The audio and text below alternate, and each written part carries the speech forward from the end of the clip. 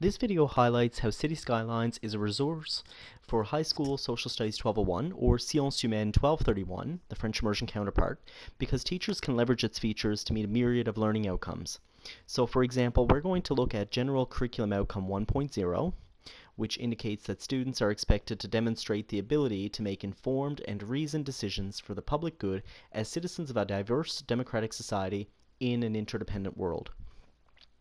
So in this video, we're going to look at the different municipal policies that players can implement. And when they do implement a policy, there will be feedback from citizens and there will be consequences of one's actions.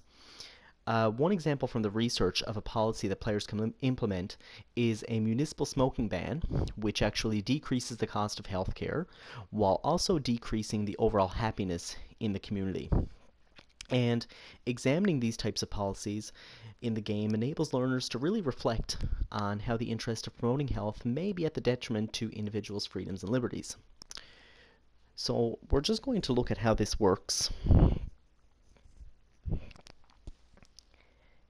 And what we'll do is look at the policy screen. And we see here, of course, that there are a number of city policies available to players, from services to taxation to city planning and such.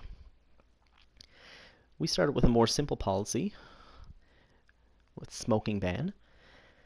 So as we see, as indicated in the research paper, is that we can make a choice between a healthier lifestyle and civil liberties. And it'll make your citizens healthier, but some people will certainly be high strung. Slightly increased health and slightly decreased happiness are the two main effects of this policy. Now it's important to look at the different policies that are available to players. And really, when learners are using this in context, they can look at the common good, what will benefit some to the detriment of others, and of course looking to benefit the most people. So oftentimes it becomes a delicate balance of reconciling the different policies and seeing which ones will help kind of counterbalance the effects of others. So for instance, if we have decreased happiness, we risk losing citizens and people moving away. And I'm just going to go back to the main screen as we can see our city here. If we look in the bottom right hand corner, we see we have a population of approximately 21,000 people, and we see the green emoji indicating that people are moving in. We see the positive numbers, and we see a happy emoji. We can also direct students to look at the information views, and here we see some happy citizens. So we see 89% of our residents are happy people. So on the legend, we're faring very well. Additionally, I'd just like to look very quickly at a policy here that would certainly make people happy, and this would kind of help with the happiness factor, is the smoke detector distribution. So our fire department is distributing free smoke detectors paid for by the city.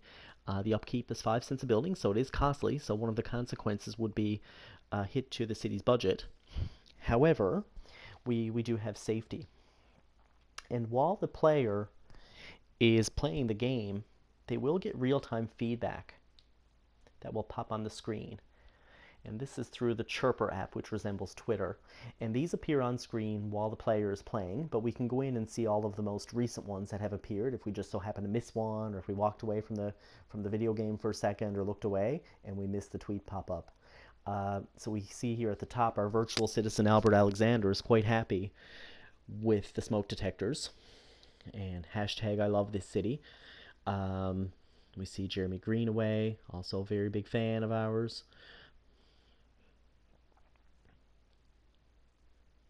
And we even see Travis Reed at the very bottom, who indicates that the smoking ban is excellent. So right now we're receiving positive feedback. We will receive negative ones as well, but these can be good discussion points because Kim et al. Described gamification as a set of activities within a game setting and state that serious games lend themselves to this because they utilize real-world problems. So this can really spark a discussion in class around cigarette smoking. And of course, students will be able to debate the consequences of smoking cigarettes, the effects on health, but also how it might affect liberties and freedoms, which really speaks to the general curriculum outcome about the common good.